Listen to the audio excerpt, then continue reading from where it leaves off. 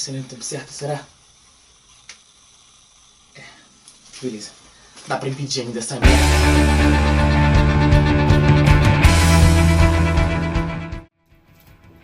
Então, depois de 5 anos, finalmente The Umbrella Academy chegou ao fim na sua 4ª temporada.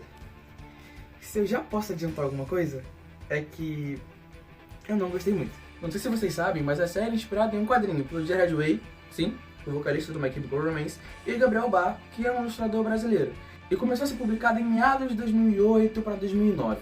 Lá para 2018, 2017, a Netflix tinha anunciado que tinha pego os direitos dessa série em quadrinhos que era muito nichada, quase ninguém conhecia, publicada pela Dark Horse, enfim, para adaptar. E aí, quando a série saiu com pouco orçamento, não dá pra colocar um orçamento de milhões dentro de uma série que você não tem certeza que vai dar certo, e saiu a primeira temporada de The Umbrella Academy, que acabou surpreendendo muita gente. Lendo os quadrinhos, dá pra perceber que a primeira temporada é até uma adaptação surpreendentemente boa.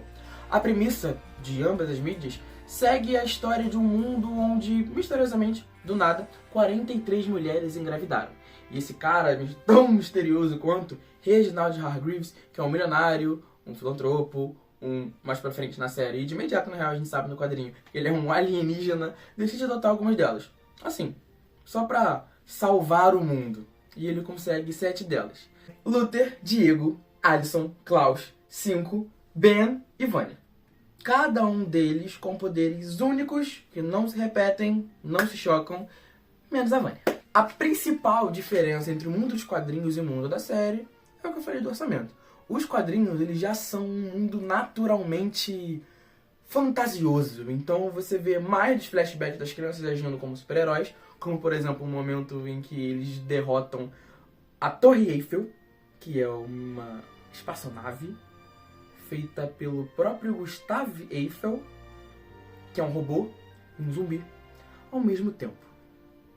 Isso é muito legal. Mesmo adultos, nos quadrinhos, eles ainda seguem nomes e uniformes heróicos, com exceção da Vanya. E isso é um fato que nos quadrinhos é muito mais fácil de fazer, porque é o gênero dos super-heróis, e na série eles deixaram um pouco de lado para fazer um mundo um pouco mais pé no chão. Enquanto a Umbrella Academy tem diversos inimigos nos quadrinhos, na série isso já não é visto. Se os quadrinhos têm diversas ideias boas que não dá pra trabalhar muito bem em 6 capítulos, a série, com seus 10 episódios de quase 1 hora, já fazem isso muito melhor.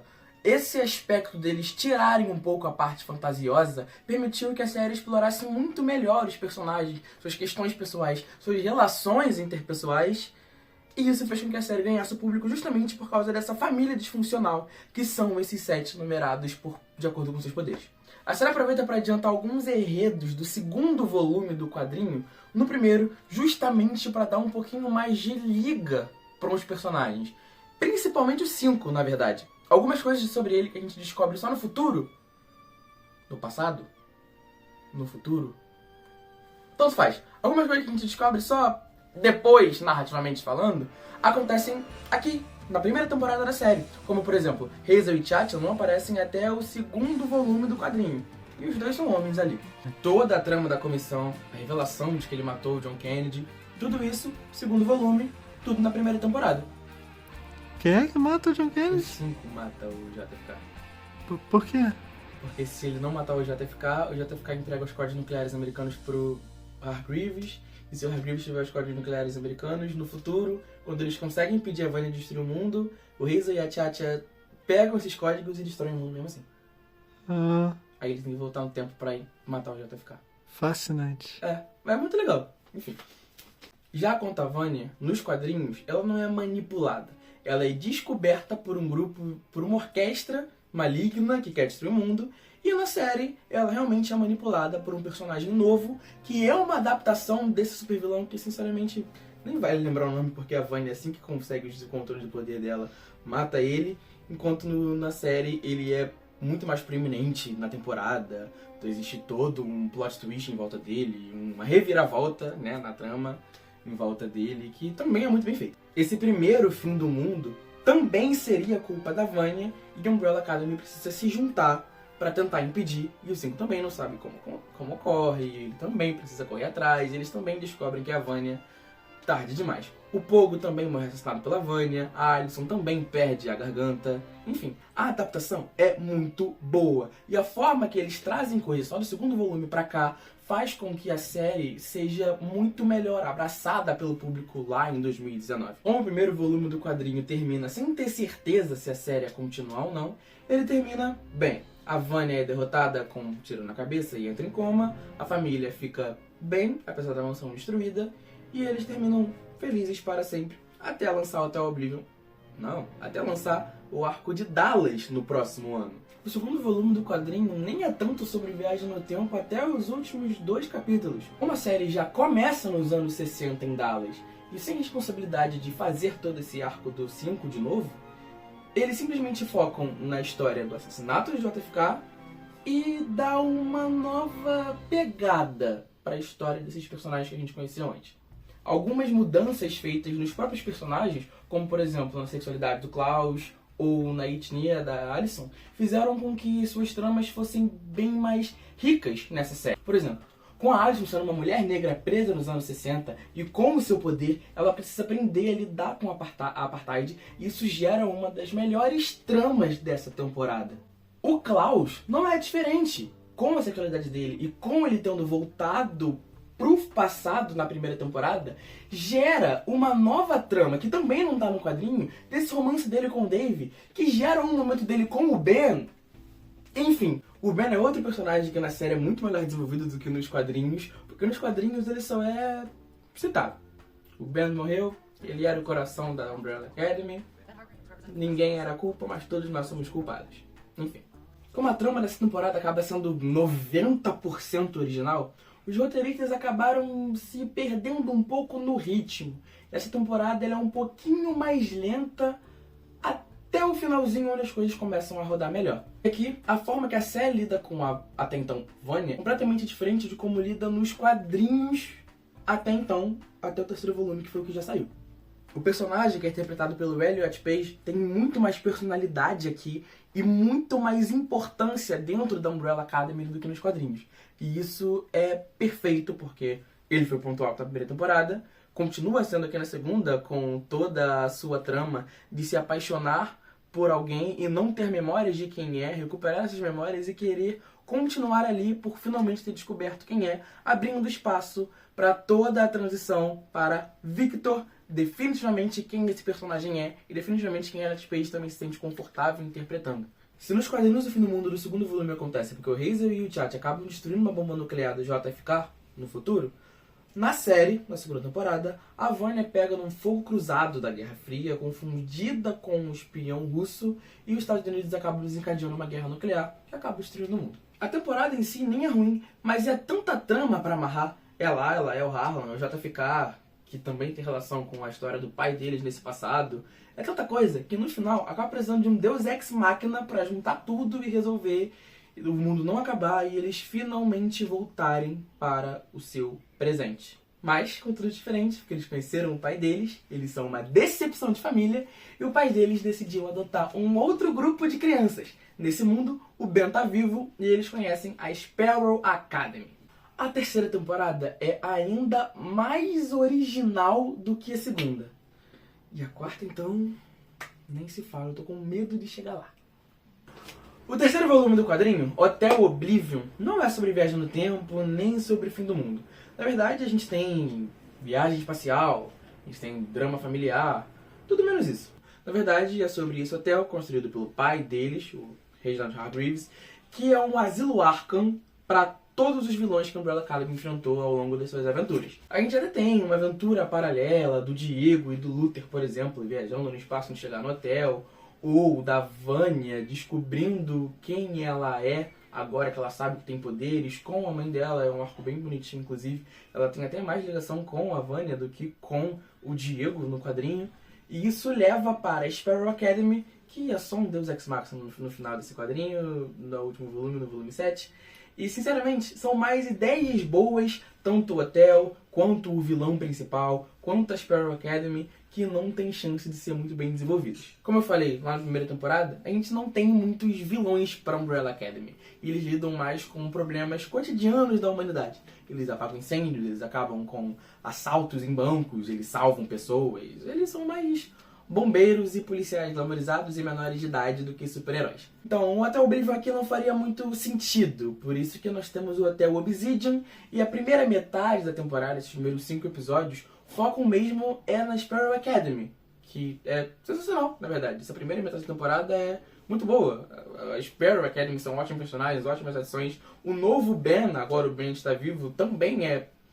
Ele é um babaca, mas é um bom personagem, é legal de se acompanhar essa versão bem diferente do Ben que a gente conheceu nas primeiras 2 temporadas, e é muito triste que a série tenha acabado, sim, a gente vê um pouquinho desse Ben bom, mas enfim, continuemos. A ida ao passado da Umbrella Academy nos anos 60, na segunda temporada, acabou causando o paradoxo do avô, porque Harlan conseguiu poderes, o Harlan não controlou seus poderes, o Harlan matou justamente as mães da Umbrella Academy e eles nunca existiram. Se eles nunca existiram, eles nunca voltaram no tempo, eles nunca fizeram tudo isso, nada ocorreu, nada mudou, eles continuam vivos. Se eles viveram, eles voltaram no tempo, tudo aconteceu. Se tudo aconteceu, eles não existem, se eles existem...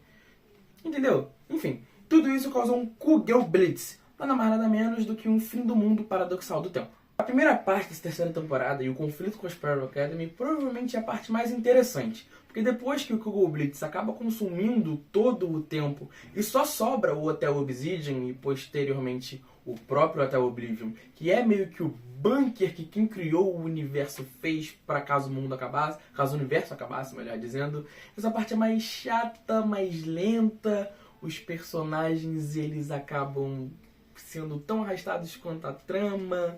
Ninguém parece saber pra onde vai. E só no último episódio que as coisas andam mais ou menos também. É até por isso que essa temporada é considerada pior, pelo menos até agora, né? A gente tem a quarta. Era considerada a pior de todas as 3. Mesmo que eu tenha gostado bastante de como as coisas acontecem nessa primeira metade, eu tenho que concordar que essa última metade ela é bem mais lenta e isso atrapalha muito a série. Enfim, o mundo acabou de novo, eles conseguem resetar o universo por causa justamente desse bunker, e nós temos finalmente chegando o tempo da 4ª temporada.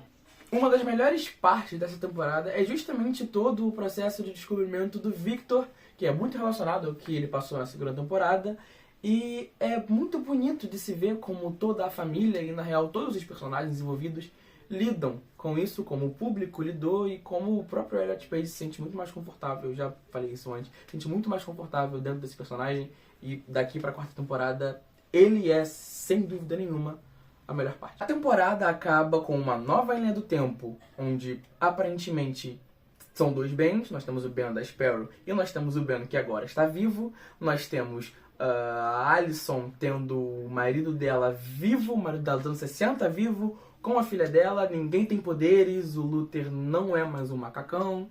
Enfim, são várias questões que eram até interessantes, dúvidas muito boas deixadas para a 4ª temporada. E a 4ª temporada começa fazendo, sabe o quê? Ignorando a maioria delas, como todo mundo gosta. 2 Bens? Não.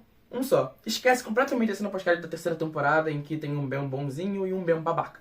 Só tem o Ben babaca e o foco aqui, teoricamente, é nele, como ele morreu na tempo original, e ele que vai causar o novo fim do mundo, porque aparentemente tem que ter fim do mundo, e é justamente esse o problema da série. Se o quadrinho ele tem muitas ideias boas e ele não consegue trabalhar tudo em 6, 7 edições, a série simplesmente, toda vez que ela precisa trabalhar com algo original, ela não consegue, ela acaba dando volta, é viagem no tempo, é fim do mundo, o Victor é o causador. E aqui eles só não conseguem pensar em nada melhor do que voltar para a morte do Ben e inventar o Incidente Jennifer, que parecia algo muito mais interessante quando a gente só não sabia o que era. Agora é hora de me empolgar.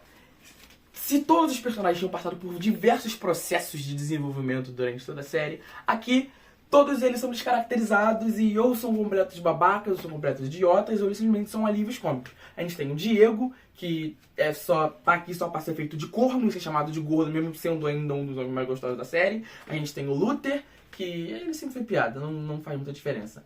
A Alyson, ela do nada não precisa lidar com as consequências de tudo que ela fez na terceira temporada.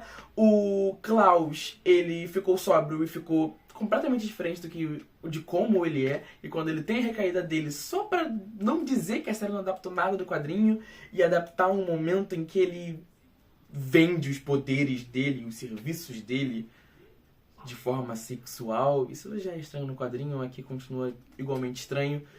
Só pra ele voltar a ser viciado e isso não fazer nem sentido e nem ser resolvido. Pra não dizer que não tem nada que presta nessa temporada, a gente tem a relação do Victor com o pai. Aqui a gente tem... É separado em duplas, né, os arcos entre os personagens. E esse é o único que presta e esse é o único que leva a algum lugar. Porque nenhum dos arcos, o arco do 5...